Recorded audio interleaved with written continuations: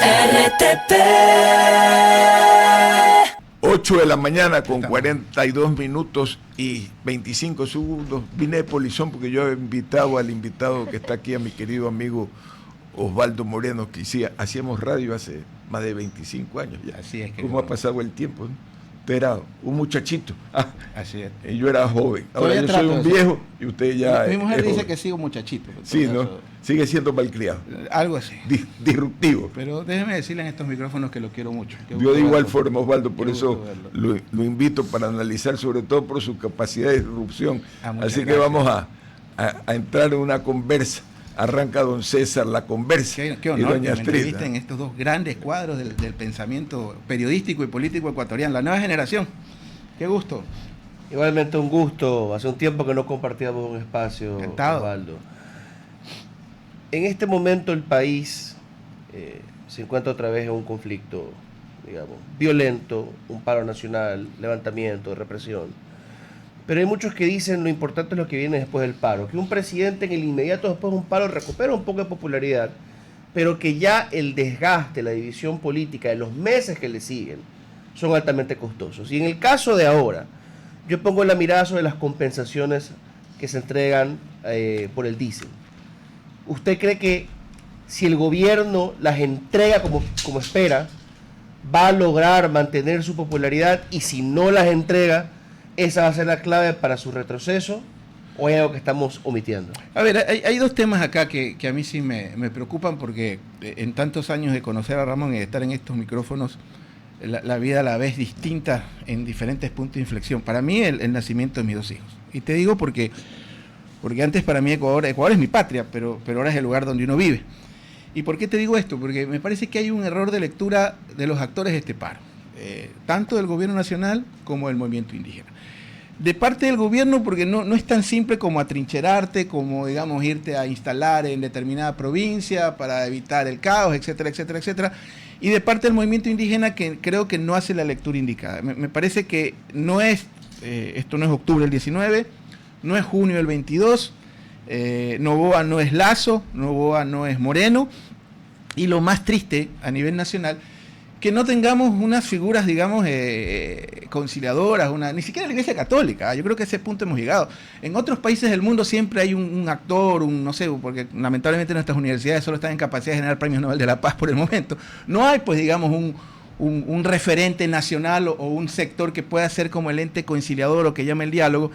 Y tal vez este paro esté focalizado, porque para mí va más allá de la popularidad del presidente, pero sin embargo habría que ver cuánto y cómo se prolonga, porque este tipo de situaciones, lamentablemente, tú sabes cómo empiezan, pero jamás cómo terminan.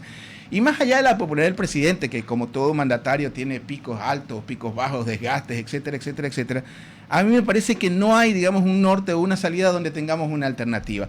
O el presidente se impone con una medida que claramente es de shock. A ver, veamos también la otra parte, y me interrumpe cuando usted quiera. Esto es un síntoma, pues este país tiene la tasa más alta del mundo de deserción escolar pública, tiene la tasa más alta de niños asesinados en el mundo, tiene la reducción más alta del planeta, 1 punto del Producto Interno Bruto en salud pública. Por eso la gente, ¿por qué no hay remedio? Básicamente porque ha visto. Entonces, esto me parece que es un síntoma, y de alguna forma tiene que haber digamos, una luz al final del túnel. Ojalá. Doctor, qué gusto tenerlo aquí. A ver, Osvaldo, para usted, querida. Dos cosas. Sí, la verdad que esto es un síntoma de que no se quieren solucionar las cosas ni de un lado ni del otro. Usted hablaba de la conferencia episcopal. En el 2019 y 2022 se le pidió por parte de las organizaciones indígenas intervenir a la conferencia episcopal. No existe tal pedido en estos momentos. En eso coincidimos bastante, estimado Osvaldo, pero ¿hacia dónde camina? ¿Usted encuentra un objetivo dentro de la defensa del movimiento indígena más allá de la eliminación o de retroceder en la eliminación del subsidio al diésel? Porque al final del día también vemos una fragmentación, y tuvimos un pequeño debate hace unos días con César, y yo decía, la verdad es que yo no veo una gran movilización de las dirigencias o de las comunidades adherentes a la CONAIE en estos momentos. Hay un norte, hay un objetivo claro, hay un objetivo colectivo en estos momentos para la movilización. ¿Tienen las bases, conocimiento de lo que se quiere o lo que se está proponiendo desde las dirigencias de las comunidades indígenas? yo le digo, por mi parte no lo veo de esa manera, pero usted que siempre está pues muy bien informado y tiene estadísticas y demás, tal vez puede tener otro criterio. Justamente lo que comentábamos, querida Astrid, me parece que el movimiento indígena no está midiendo el momento ni el personaje.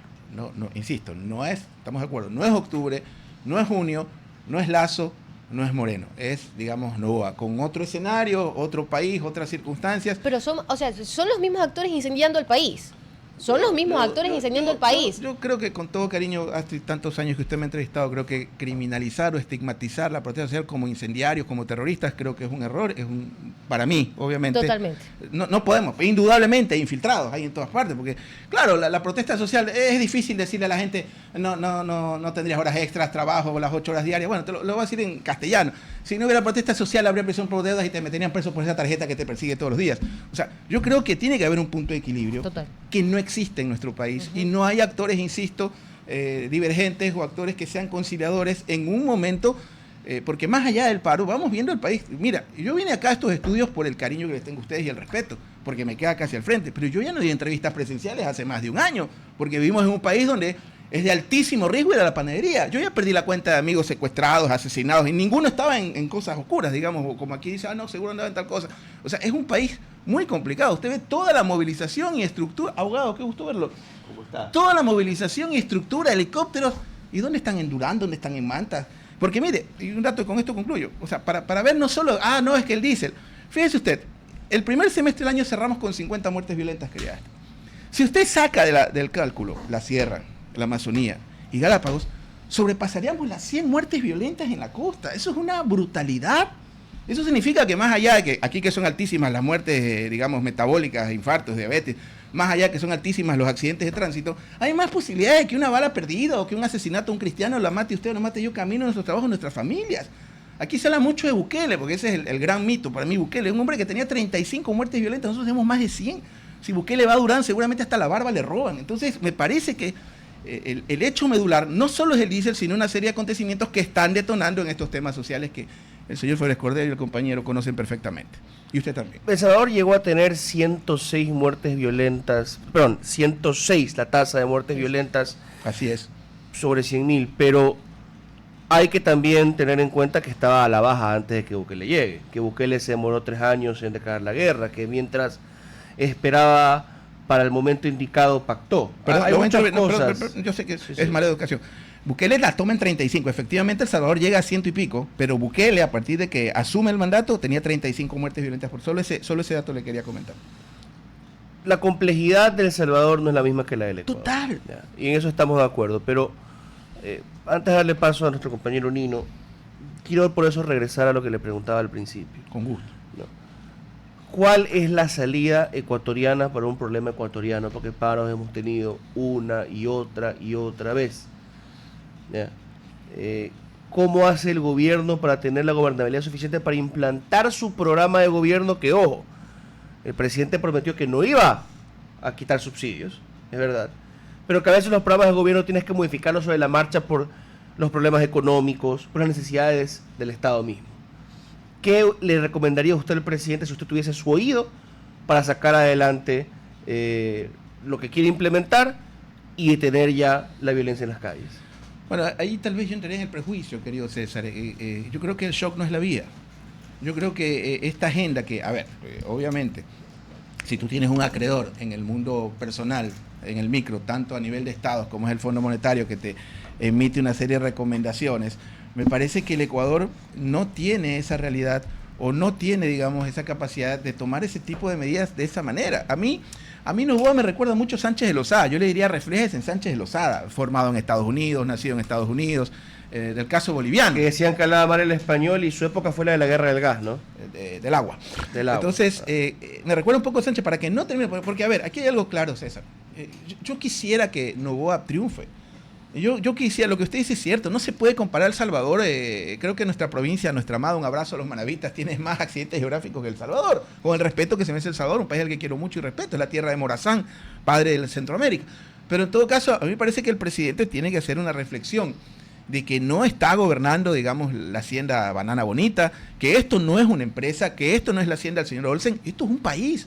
Y es un país diverso donde sí, indudablemente hay un pacto social que tenemos que respetar, pero hay ciertas medidas. Cuando tú has repetido hasta el cansancio, en 2 elecciones eso, por no cansa la voz, no una, 2, y usted lo resaltó de manera más académica y luego de manera más entusiasta. ¿Ya? 2 elecciones lo dijo mirándonos a los ojos. Entonces, en ese sentido, yo creo que hay que hacer un cambio en la conducción, sobre todo en la toma de estas medidas, y una palabra que a mí en la sierra a veces me enojaba, pero ahora la entiendo, que es socializar. Me parece que esto del shock no es viable en un país como el nuestro. Yo tengo 2 comentarios. El primero, una profunda decepción, porque pensé que lo iba a ver con una chompa de equipo sudamericano. Dije, ¿cuál traerá? Paraguay, Uruguay, ya venía internado. Para mí es un evento verlo a Ramón. Entonces, cuando yo lo veo a Ramón tengo que estar. Pero bueno. Y la segunda, escuchando con atención el comentario. Aquí viene una pregunta. Y siempre yo traigo este tema un poco, a pesar de que me jale las orejas don Ramón, es, veamos el mundo como está. ¿Okay? Veamos el Ecuador con una economía de un poco más de 100.000 millones, una economía pequeña para algunos países de la región, efímera en el mundo. Vemos la coyuntura económica en el mundo y vemos por un lado lo que podríamos denominar el gran bloque occidental, los multilaterales tradicionales. Vemos hoy a los BRICS en una suerte también de élite de potencias emergentes. Quien ejerce el poder, e incluso de cara a un proceso constituyente como el que puede ser que nos avecinemos, o tal vez no, habrá que verlo. ¿Cuál es el lugar económico del Ecuador como proyecto conjunto? Esto que va más allá de la política interna, de la parcela, ¿hacia dónde se proyecta? Porque escuchábamos el otro día al economista Acosta, expresidente de la Constituyente 2008, y decía... Al padre. Correcto, okay, al padre. Regresemos a un modelo estatal, a un modelo de nacionalización, un modelo de economía centrada en la fortaleza interna, en un producto agregado.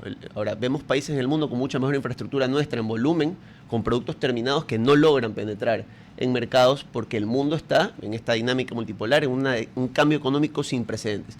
Y ahí viene mi pregunta, porque todas estas discusiones alrededor de los multilaterales, de si cumplo o no cumplo sus exigencias, o las políticas de inversión, tarde o temprano van enfocadas hacia una economía mundial. Esa es la realidad en el mundo integrado como está. ¿Qué solución hay para un país, sí, en ese sentido, que ya atravesó un proceso de economía interna, de inversión fuerte pública, de nacionalización de ciertos productos, y atravesó de regreso una política, digamos así, de libre mercado, ¿sí? Y en ninguno de los 2 espacios ha logrado ese tan ansiado desarrollo, digámoslo así? Mire este fenómeno, César, voy a reivindicar a Bukele, que no pensé que iba a hacerlo, porque a mí me parece bastante sobredimensionado. Bukele en alguna ocasión, y lo dijo, la verdad que tuvo las agachas para decirlo, creo que en la ONU o en una convención de esta que le gustan tanto al compañero Férez Cordero, gringas, donde fue que Bukele dio un discurso en inglés, pero palabras más, palabras menos en mi inglés, digamos, en mi inglés mol Miami, pues no, porque hablar inglés, pues dar una conferencia, un paper, yo no me considero que hable. Él decía que los países del primer mundo nos dan las recetas que ellos no aplican. La patea de la escalera. Entonces, aquí hay que, más allá del sesgo ideológico que todos los tenemos, y yo he sido un militante conceptual de la causa del pueblo y ya estoy complicado a estas edades de cambiar, pero, por ejemplo, a mí me dice alguien, mira, es que la apertura es la vía. Ok, vamos a decir que la apertura es la vía. En los últimos 30 años, ¿cuándo volvimos a la democracia? 79. Ok. Así es. ¿Cuántos años son? 40 y 46. Vamos a 50. Vamos a medio siglo de no interrupción, entre comillas. Pues no. Ok. ¿Cuánto ha sido el porcentaje de inversión extranjera de acuerdo al PIB? Y yo no soy economista, yo le temo más al ridículo que a la muerte, pero hay datos que tenemos. Nunca hemos pasado del 1%. Jamás. Nunca. Lo más cerca que hemos estado creo que fue con el OCP. Y era inversión, digamos, de esta. Entonces, sigue aplicando todo lo que nos ha pasado. Nunca. ¿Y cuáles han sido las etapas de mayor crecimiento? Obviamente Gutiérrez tuvimos un boom cuando inauguró el OCP, que hizo acertadamente el doctor Gustavo Nova Bejarano en su momento, que era una obra que nadie creía en el OCP, casi termina como la famosa refinería de Manabí. Ok, entonces me queda claro que esa no es la vía.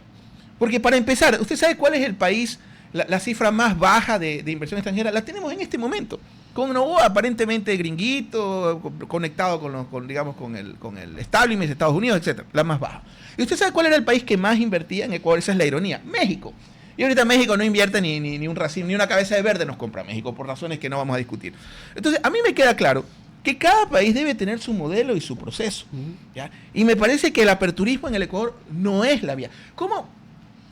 Aquí vamos a debatir que qué está pasando con los... ¿Cómo no va a haber aspirina si recortas un punto del Producto Interno Bruto en salud pública? 1.000 millones. ¿A qué nos referimos con aperturismo? Somos un país exportador y somos un país que no puede imprimir dinero y por ende su única forma de conseguir liquidez es trayéndolo de afuera, sea con ventas o con inversión. O sea, yo también creo que hay que tener mucho cuidado porque uno se emociona con los TLCs y puede matar economías locales muy importantes. Pero apertura al mundo creo que es necesaria. Bueno, pero es que, a ver, y usted dijo algo que lo dijo muy diplomáticamente, debería ser canciller de nación algún día. Dígalo sin miedo, dígalo con respeto. Ese es uno de los problemas de la dolarización, una de las desventajas a pesar de sus ventajas. Lo que pasa es que es el becerro... Pues hasta Bajic lo ha dicho. Es el becerro de oro de los, digamos, economistas criollos en la organización, que tiene sus pros y sus contras. A ver, es que una cosa es aislarte del mundo en un proceso autártico tipo Corea del Norte. Yo creo que por ahí no va.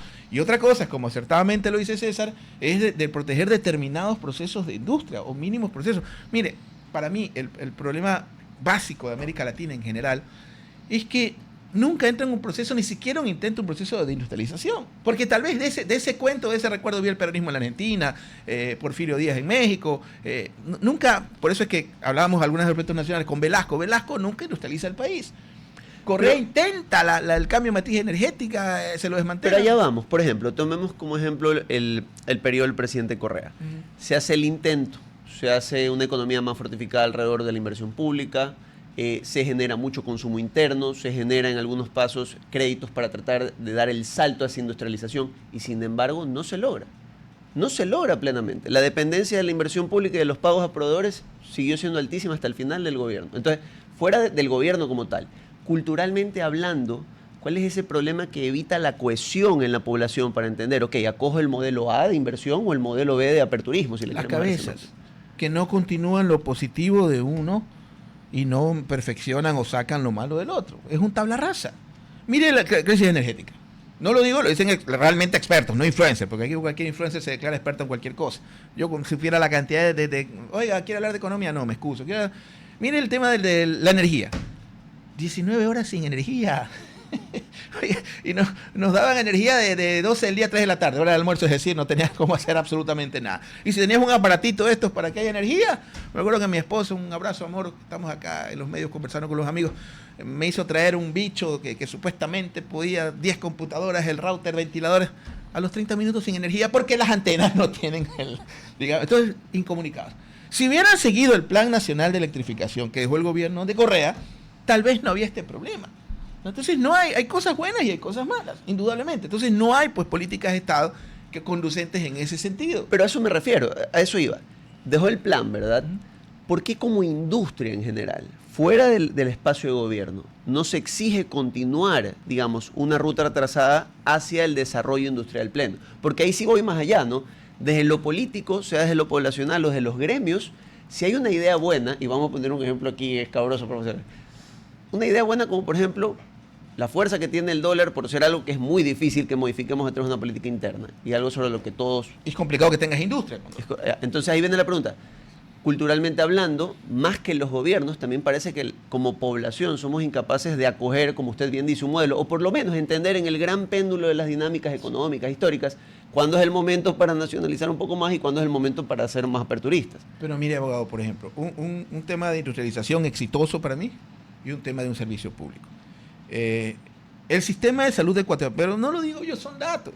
El sistema de salud ecuatoriano hasta el 18 tenía las 5 estrellas de seguridad, para que me entienda la gente en términos de... tenía reconocimientos de la ONU, de la Organización Mundial de la Salud, el sistema público nuestro y la Seguridad Social. Hoy día hasta los bancos y los periódicos tienen su prepaga de salud.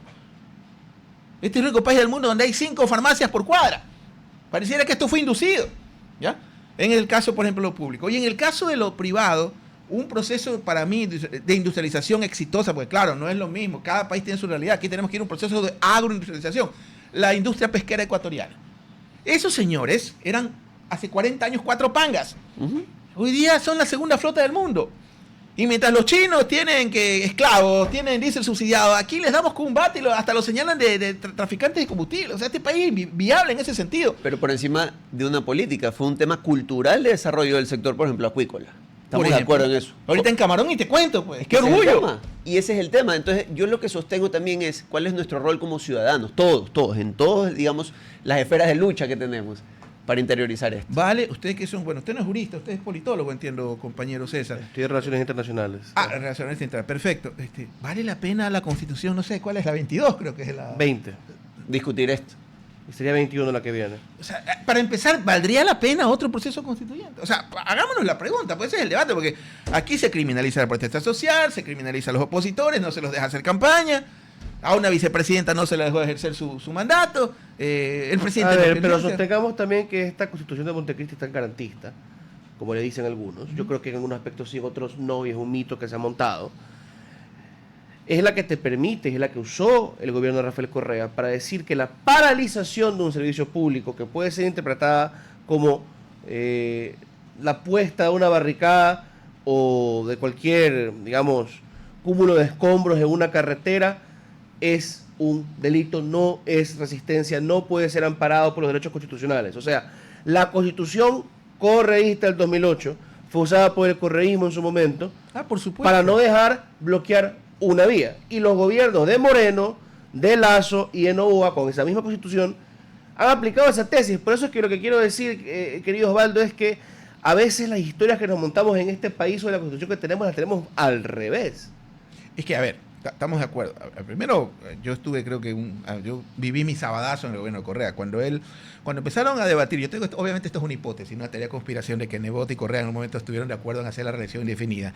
A mí eso me parecía impresentable. Y fui a varios medios que me invitaban de comunicación, porque me parecía una bandera que había que tomar, porque me parecía un insulto a la alternabilidad, a la juventud, a todos nosotros en su momento. Y también tuve mi sabadazo, digamos, no me acuerdo cuál, por ahí. Sábado gigante. Tuve mi sábado gigante, ¿no? No, pero fue un flash, digamos. A donde quiero llegar, estamos claros en eso, César. La Constitución no está en piedra, pero yo no creo que el proceso de refundación, que termina a veces de refundición del Estado, sea la vía o el mecanismo, digamos, que hay que actualizarla, por supuesto. Que yo escuchaba a Marcela Guiñaga y coincido con ella, que el Ecuador de 2008 no es el mismo Ecuador de 2025, estamos totalmente de acuerdo. Pero yo no sé si otro proceso constituyente encaminado a cortar todas las cortapisas para el gobierno, como por ejemplo la Corte Constitucional, sea la solución. Cuando los poderes, desde mi punto de vista, necesitan más control y no necesitan más poder. Así es. Bien. 9 horas con 4 minutos. Queremos agradecer al doctor Osvaldo Moreno por su comparecencia aquí en la mañana por RTP. La próxima vez vengo con la del Guayaquil Sport. Me gusta por el escudo colonial. Me que tiene decepcionó. Yo dije, ¿con qué chompa viene? No. Bien, vamos al corte comercial. Gracias, un abrazo a la audiencia. RTP